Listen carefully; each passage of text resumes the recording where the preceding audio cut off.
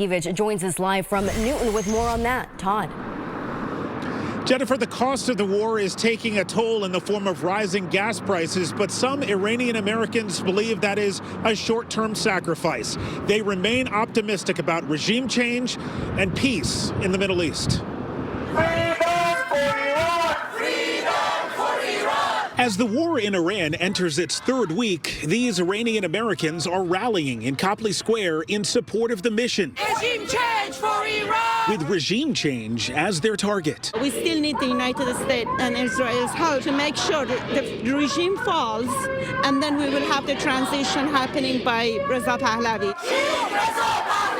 Reza Pahlavi is an opposition leader in Iran.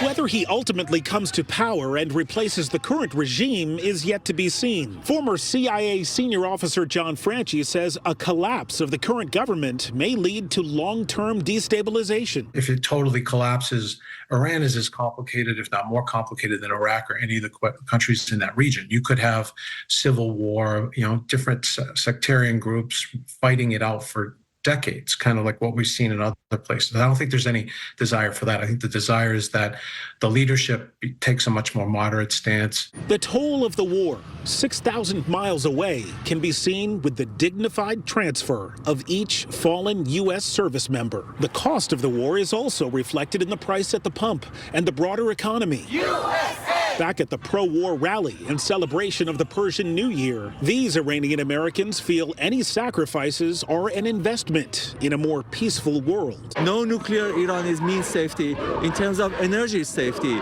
a safer Strait of Hormuz in the hand of right people means better oil price, lower gas price.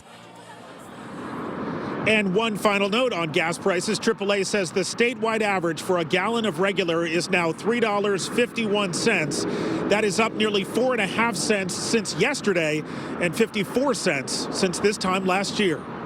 Reporting live in Newton, Todd Kiskevich, WCVB News Center 5.